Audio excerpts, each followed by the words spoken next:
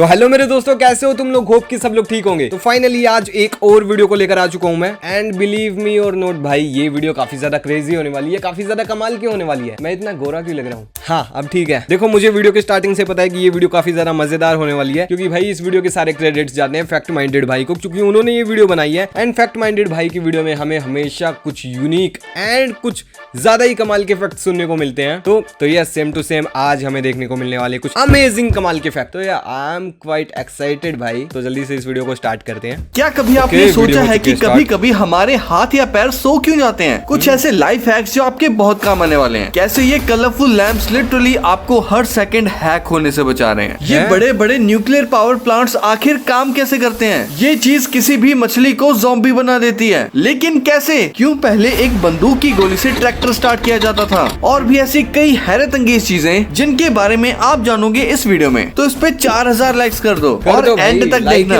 Number 15, क्या आपने कभी सोचा है कि कभी कभी हमारे हाथ या पैर सो क्यों जाते हैं? क्या मतलब इन्हें भी अलग से सोने का टाइम चाहिए जैसे हम सोते हैं? एक्चुअली इसे पैरास्थीसिया कहते हैं। ये तब होता है जब हम किसी बॉडी पार्ट पे लंबे समय से प्रेशर डाल के बैठे होते हैं या लेटे होते हैं। अब होता क्या है, उस जगह की जो नर्व्स होती हैं वो दब जाती हैं और ब्लड फ्लो भी डिस्टर्ब हो जाता है। इस वजह से ना तो सिग्नल्स प्रॉपर्ली ब्रेन तक जा पाते हैं और ना ही उस पार्ट को ब्रेन से कोई रिस्पॉन्स मिलता है, और हमें कुछ देर के लिए लगता है कि वो बॉडी पार्ट तो है ही नहीं और वो नंब हो जाता है या कहें कि सुन्न हो जाता है। और फिर जैसे ही हम प्रेशर हटाते हैं या पोजीशन चेंज करते हैं तो सडनली वहाँ ब्लड वापस फ्लो करता है। तब हमें ऐसा फील होता है कि उस जगह पर चींटियां सी चलने लग रही हैं या पिन चुभने जैसा फील होता है, क्योंकि वो डेड नर्व्स वापस से एक्टिवेट हो रही होती हैं। नंबर 14, कुछ ऐसे लाइफ हैक्स जो आपके काफी काम आ सकते हैं। अगर आपके लोहे के किसी सामान पर जंग लग जाए तो उस जगह पर कोका कोला डाल दो। इसमें मौजूद फॉस्फोरिक एसिड जंग को ढीला करके हटा देता है। अब यार इसी बात से देख लो कि तुम्हें कोका कोला पीनी चाहिए या फिर नहीं पीनी चाहिए। नेक्स्ट, जहाँ चूहे ज्यादा आते हैं वहाँ कटा हुआ प्याज रखने से वो दूर भाग जाते हैं, क्योंकि प्याज की स्ट्रॉन्ग स्मेल उन्हें पसंद नहीं आती। लेकिन ये सोल्यूशन टेम्परेरी होता है। बेस्ट है ट्रैप्स या पेस्ट कंट्रोल। नेक्स्ट, अगर पानी में नमक मिलाकर घर के कोने कोने में स्प्रे करोगे तो मकड़ियाँ कम हो सकती हैं, लेकिन विनेगर या एसेंशियल ऑयल्स जैसे पेपरमिंट ऑयल ज्यादा इफेक्टिव होते हैं। नेक्स्ट, अगर कपूर जलाकर उसका धुआं घर में करोगे तो मक्खियाँ भाग जाती हैं। ये हैक काफी लोग यूज भी करते हैं और ये नेचुरल रेपेलेंट के जैसा काम करता है। नेक्स्ट, नीम के सूखे पत्ते जलाने से मच्छर कम हो जाते हैं, क्योंकि नीम एक नेचुरल मॉस्किटो रेपेलेंट है। अरे हमारे जलाते हैं यहाँ पे, हरियाणा में ऐसा करते हैं भाई काफी, और ये हैक भी काफी यूजफुल है। नेक्स्ट, पानी में काली मिर्च का पाउडर मिलाकर स्प्रे करने से छिपकलियां दूर जा सकती हैं, क्योंकि उन्हें ये स्मेल इरिटेटिंग लगती है। नेक्स्ट, शूज के अंदर बेकिंग सोडा एक कपड़े में डाल के रखने से शूज की स्मेल चली जाती है, क्योंकि बेकिंग सोडा बदबू को एब्जॉर्ब करता है। और फ्रिज, यार ये हैक तो काफी ज्यादा यूजफुल भी है हम सबके लिए, सच में यार। ये क्या हुआ? आवाज क्यों चली गई भाई वीडियो की? रखने से कोई बदबू नहीं आएगी। नेक्स्ट, चावल बनाते समय उनमें 1 चम्मच तेल या घी डालोगे तो चावल चिपके बिना फ्लफी और खिले खिले बनेंगे। और लास्ट, लौंग को पानी में उबालकर उसमें बेकिंग सोडा मिलाकर किचन के कोनों में स्प्रे करोगे तो कॉकरोचेस दूर रहेंगे। अरे यार भाई ने तो सभी इलाज दे दिए, मतलब जितने भी इलाज होते हैं ना, घरेलू नुस्खे, सभी भाई ने आज बता ही दिए वीडियो में।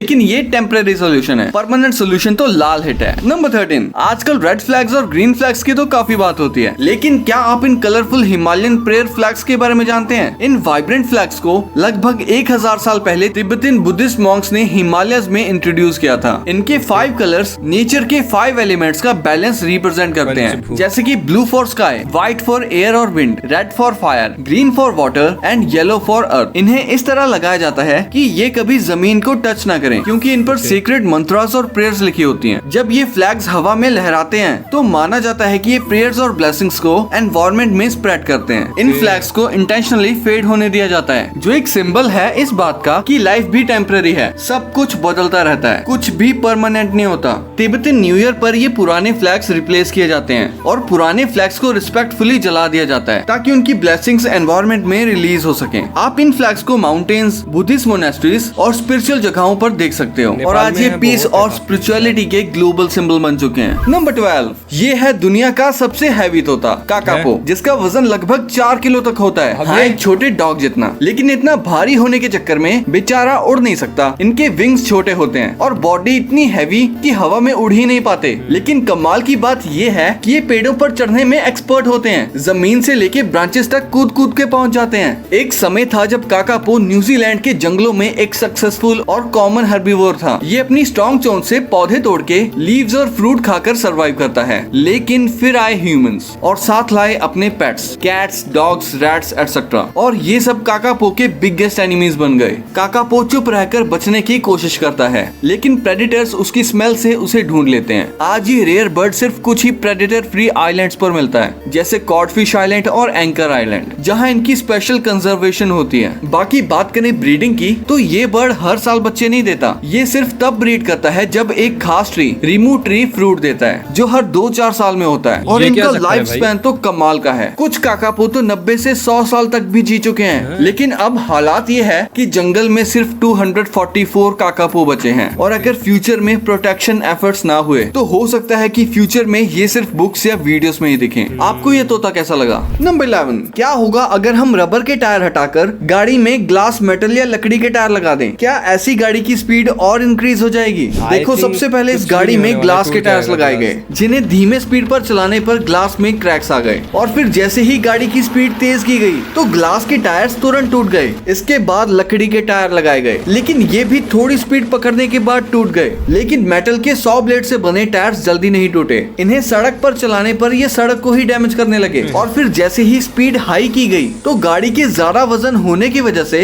ये एक ही जगह पे सड़क को काटने लगी। लेकिन अगर आप इन मेटल ब्लेड्स को किसी हल्के व्हीकल जैसे बाइक में लगा देते हो तो आप बर्फ पर स्टंट्स भी कर सकते हो, और हाँ, पेड़ों को भी आसानी से काट सकते हो। वैसे आपको क्या लगता है, बर्फ पर रबर या मेटल टायर्स, कौन से ज्यादा फास्ट चलते हैं? नंबर 10, कहा जाता है कि किसी ने लैम्बोर्गिनी को हाई स्पीड पे एक तालाब के पार ड्राइव किया था। इस क्लेम को टेस्ट करने के लिए मिथबस्टर्स ने एक एक्सपेरिमेंट किया। उन्होंने एक बड़ा पॉन्ड बनवाया और लैम्बोर्गिनी को 500 मीटर दूर से 300 किलोमीटर पर आवर की स्पीड से एक्सेलरेट करवाया। लेकिन अफसोस, कार बार बार फ्लिप हो गई और 1 मीटर भी पानी के ऊपर क्रॉस नहीं कर पाई। फिर उन्होंने कुछ सिमुलेशंस चलाए, जिसमें ये पता चला कि कार इसलिए फेल हुई क्योंकि पॉन्ड के जस्ट पहले एक स्टीप स्लोप था। जब उस स्लोप को हटा दिया गया और कार की स्पीड को 400 किलोमीटर पर आवर की स्पीड तक बढ़ाया गया, तब जाके एक्सपेरिमेंट सक्सेसफुल हुआ। स्लो मोशन फुटेज में क्लियरली दिख रहा था कि जैसे ही कार के व्हील्स पानी को टच करते, वैसे ही वो बाउंस कर जाते, बिल्कुल एक स्किपिंग स्टोन की तरह। नंबर 9, ये हेलमेट तभी एक्टिवेट होता है जब आप गिरते हो। इसका नाम है हाउडिंग, एक एयर बैग हेलमेट जो स्वीडन की कंपनी ने स्पेशली साइक्लिस्ट के लिए बनाया है, जिनको नॉर्मल हेलमेट पहनना अनकंफर्टेबल लगता है। बस इसे अपने नेक कॉलर के फॉर्म में पहनो, और जैसे ही आप गिरते हो, इसमें लगे जायरोस्कोप और एक्सेलेरोमीटर सेंसर्स तुरंत मूवमेंट को डिटेक्ट करते हैं। सिर्फ 0.1 सेकंड में ये एयर बैग इन्फ्लेट हो जाता है और आपके सिर को 360 डिग्री की प्रोटेक्शन देता है, सीरियस हेड इंजरी से बचाने के लिए। नंबर 8, आखिर ये बर्ड अपने गले के नीचे से ये बॉल्स जैसी चीज क्यों निकाल रहा है? दरअसल इस बर्ड का नाम है ग्रेटर सेज ग्राउस, और ये जो येलो बॉल्स जैसे स्ट्रक्चर्स दिख रहे हैं वो असल में एयर सैक्स होते हैं, ना कि कोई एक्चुअल बॉल्स। ये बर्ड इन एयर सैक्स को इन्फ्लेट करता है और एक यूनिक पॉपिंग और बूमिंग साउंड बनाता है, जो फीमेल सेज ग्राउस को अट्रैक्ट करने के लिए होता है। बेसिकली ये इसका मेटिंग डांस का पार्ट है। नंबर 7, क्या आपने कभी सोचा है कि ये बड़े बड़े और थोड़े से डरावने न्यूक्लियर पावर प्लांट्स एक्चुअल में काम कैसे करते हैं? एक्चुअली इनके रिएक्टर के अंदर होती है यूरेनियम से भरी रॉड्स, जो पानी में डूबी होती हैं। जब रिएक्टर ऑन होता है, एक छोटा सा न्यूट्रॉन यूरेनियम एटम से टकराता है और फिर होता है असली मौत का खेल। I mean, एक जबरदस्त एनर्जी बर्स्ट, जिससे और भी न्यूट्रॉन्स निकलते हैं। यही न्यूट्रॉन्स दूसरे एटम से टकराते हैं और इस तरह से चेन रिएक्शन स्टार्ट हो जाता है, जो huge amount of energy produce करता है। अब इस रिएक्शन को सेफ बनाए रखने के लिए यूज होता है पानी और थिक स्टील बॉल्स का, जो रिएक्शन को कंट्रोल करते हैं। जो एनर्जी बनती है वो पानी को गर्म करके बना देती है स्टीम, और वही स्टीम घुमाती है एक टरबाइन, और टरबाइन चलाता है एक जनरेटर जो बनाता है इलेक्ट्रिसिटी। और हाँ, जो बड़े कूलिंग टावर्स दिखते हैं ना, वो सिर्फ एक्स्ट्रा स्टीम रिलीज करने के लिए होते हैं और सिस्टम को ओवरहीट होने से बचाते हैं। नंबर 6, क्या आपने कभी सोचा है कि ये जो बड़े बड़े कंक्रीट मिक्सिंग ड्रम्स होते हैं, अगर इनमें कंक्रीट अंदर ही सूख जाए तो उसे बाहर कैसे निकालते हैं? तो कुछ ड्रम्स में होता है एक एक्सेस पोर्ट, जिसको खोल के लोग अंदर घुसते हैं और कंक्रीट को कट करके बाहर निकालते हैं। लेकिन अगर ड्रम में एक्सेस पोर्ट ही ना हो तो मजबूरन ड्रम के एक पार्ट को काटना पड़ता है और फिर हैमर से तोड़ तोड़ के कंक्रीट को बाहर निकालते हैं। इसमें घंटों का टाइम लगता है और ड्रम भी काफी डैमेज हो जाता है। पर एक और स्मार्ट जुगाड़ भी है, अगर कंक्रीट फुली हार्ड नहीं हुआ हो तो उसमें डाल देते हैं हाइड्रोक्लोरिक एसिड, जो कंक्रीट को डिसॉल्व कर देता है और ड्रम कुछ ही घंटों में साफ हो जाता है। नंबर 5, इस कारपेट जैसी चीज को अगर कोई गाय खा ले तो वो इतना दूध देगी कि मत पूछो कितना दूध देगी। असल में ये है है एक स्पेशल ग्रीन फॉडर जो मिट्टी में नहीं बल्कि लैब के कंट्रोल्ड एनवायरनमेंट में उगाया जाता है और सिर्फ न्यूट्रिएंट रिच वाटर सॉल्यूशन से ग्रो होता है। इसमें ना ज्यादा पानी लगता है ना ही कोई पेस्टिसाइड और सिर्फ 7 दिन में ये फ्रेश घास रेडी हो जाती है। जब गाय इसे खाती है तो उसे नॉर्मल घास से भी ज्यादा न्यूट्रिशन मिलता है। यार क्या क्या चीजें बना देते हैं लोग भी, है ना, जिससे गाय के मिल्क प्रोडक्शन में जबरदस्त बूस्ट आ जाता है और फिर गाय दूध की बरसात करने लगती है। नंबर 4, सोचो एक 12 गेज ब्लैंक शॉटगन शेल को ट्रैक्टर के साइड में एक छोटे से होल में डाला जाता है और जैसे ही उस पे हल्का सा हथौड़ा मारा जाता है ट्रैक्टर स्टार्ट। ये कोई जुगाड़ नहीं बल्कि एक लेजेंड सिस्टम है जिसका नाम है कॉफमैन स्टार्टर, जो 1930s और 1940s में काफी पॉपुलर था। उस टाइम पे बैटरी टेक्नोलॉजी इतनी एडवांस नहीं थी और बड़ी मशीन्स को स्टार्ट करना एक मुसीबत भरा काम था। बार बार हाथ से क्रैंक करना पड़ता था जो काफी थका देने वाला काम था। तभी आए मिस्टर आर.सी. कॉफमैन, एक अमेरिकन इंजीनियर, जिन्होंने बनाया ये पावरफुल और यूनिक सिस्टम जो एक एक्सप्लोसिव कार्ट्रिज की मदद से इंजन को तुरंत क्रैंक कर देता था। आज भले ही ये देर हो गया हो लेकिन उस टाइम पे ये एक इंजीनियरिंग मार्वल माना जाता था। नंबर 3, अगर कभी किसी मछली के मुंह से कोई अजीब सी चीज निकलती दिखे तो समझ जाना वो मछली एक ज़ॉम्बी बन चुकी है और उसके पीछे हाथ है एक क्रीपी पैरासाइट का जिसका नाम है साइमोथुआ एक्जिकुआ।